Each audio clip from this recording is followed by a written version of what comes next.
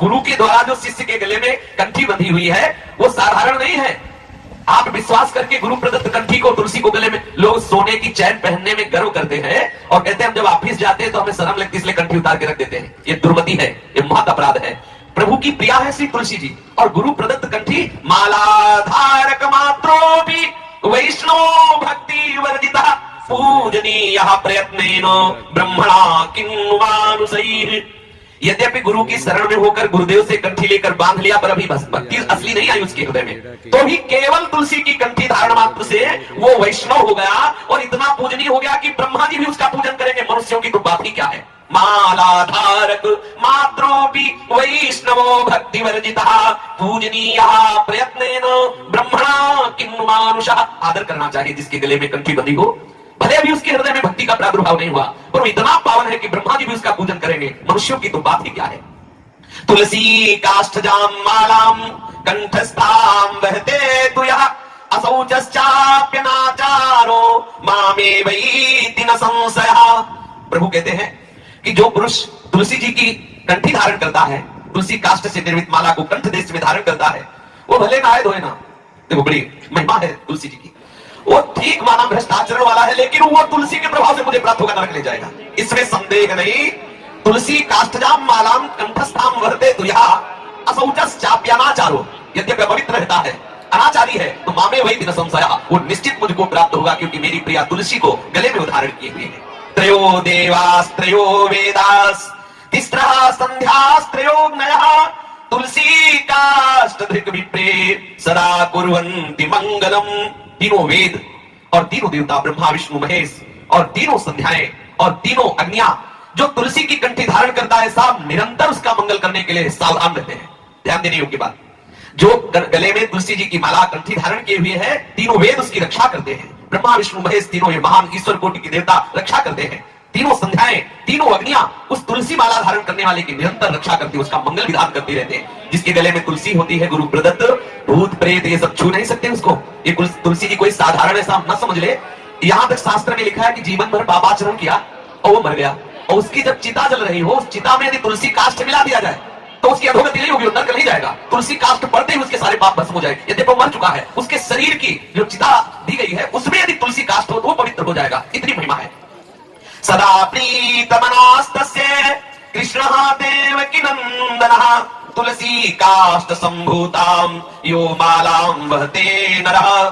तुलसी काष्ठ की माला धारण करने वाले पर श्री कृष्ण केवल इतने से ही प्रसन्न रहते हैं कि ये मेरी तुलसी जी को धारण किए हुए हैं। ये कभी लोक लज्जा ना करो कि लोग क्या कहेंगे तुलसी की कंठी धारण करने पर, गुरु प्रदत्त तिलक लगाने में लोग क्या कहेंगे। ये बड़ी बुद्धि मंद हो गई है। हमें निरंतर प्रभु से विमुख करने की चाल चलती रहती है। जब हम तिलक लगाते हैं तो हमें इस बात का गर्व होना चाहिए, प्रभु के दास है।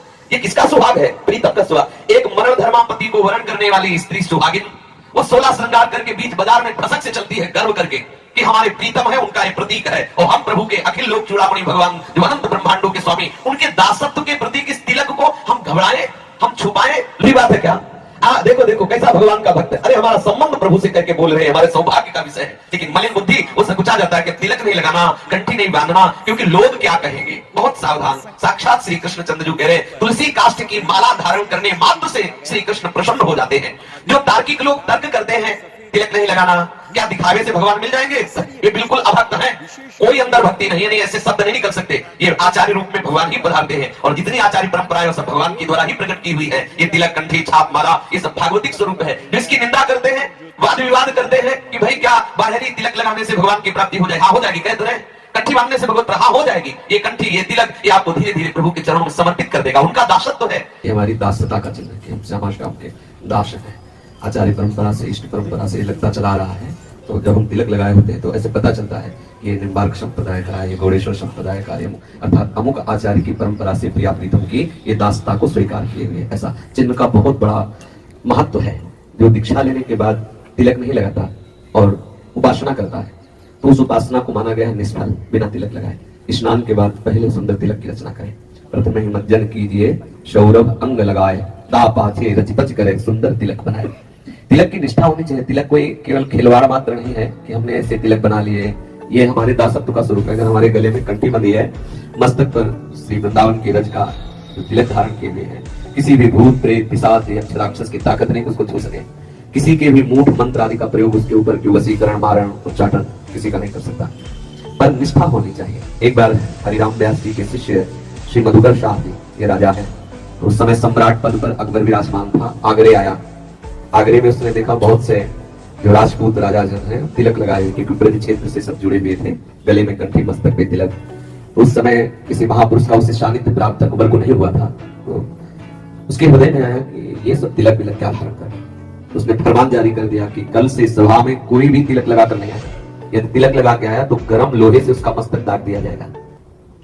मधुकर शाह जी ने सुना, घर आए, विचार किया कि अखिल लोक ब्रह्मांड के साहब की दासता का चिन्ह एक मुल्क का बादशाह मिटा दे, ऐसा नहीं हो सकता। जो साधारण भक्त थे उन्होंने सोचा कोई तिलक लगाने से थोड़ी भक्ति होती, 2-4 दिन नहीं लगाएंगे, जब ये आगरे से चला जाएगा तो फिर लगा लिया करेंगे। लेकिन मधुकर शाह ने विचार किया कि प्रभु की दासता का चिन्ह गुरुदेव के द्वारा दिया हुआ है, मेरा गला कट जाए तभी ये बंद हो सकता है, अन्यथा नहीं। तो वैसे वो बगल बंडी पहन के जाते थे, और उस दिन केवल नीचे धोती पहनी, ऊपर का वस्त्र उतार दिया और 12 तिलक लगाए, 12 तिलक बड़े बड़े लगा के सभा में पहुंचे। अकबर ने देखा, अकबर ने कहा तुमने हमारा फरमान नहीं सुना, हमने कहा था कि जो तिलक लगा के आएगा तो गर्म लोहे से उसका मस्तक दाग दिया जाएगा। बोले सुना, तुम अब हमारी बात सुन लो, तुम एक मुल्क के बादशाह हो, अनंत ब्रह्मांडों के बादशाह का दासत्व का चिन्ह है, और तलवार खींच ली और कहा किसी में ताकत हो तो इसे मिटा के दिखा दे, जब तक जीऊंगा तब तक कोई हमारे तिलक को नहीं मिटा सकता, जब हमारा गला कट जाएगा तभी कोई ऐसा कर सकता है। उनका वो भगवत आवेश में बोलना कांप गया अकबर, तुरंत कहा वाह वाह वाह, सच्चे तिलकधारी तो तुम ही निकले और तो सब झूठे हैं, क्योंकि एक ही मात्र है कि गोले लाल गोले से जो आग से जला हुआ उसे मस्तक दाग दिया, बस इतने भयभीत हो गए, सच्चे तिलकधारी तुम हो। बड़ा क्योंकि बादशाह है ना, तत्काल बदल गया, तत्काल अनुकूल हो गया और कहा तुम क्या चाहते हो। तो उसने कहा हम 2 बात चाहते हैं, पहली बात आज के बाद कभी भी किसी को कंठी तिलक बांधने के लिए रोका ना जाए, दूसरी बात ब्रजमंडल में कभी शिकार न किया जाए। दोनों बातें लिखवा ली। ये हम अपनी निष्ठा पे रहे, ये कंठी तिलक कोई नाटक थोड़ी है, भगवान स्वयं लगाते, देखो भगवान भी तो तिलक धारण करते, आचार्य धारण करते हैं, हमारे प्रियालाल धारण करते हैं, गुरु धारण करते हैं, हमको भी धारण करना चाहिए। ये हमारे प्रियालाल के दासत्व का स्वरूप है। प्रभु जो तिलक धारण करते हैं वो उनके श्रृंगार के लिए है, हम जो तिलक धारण करते हैं प्रभु के दासत्व के लिए है।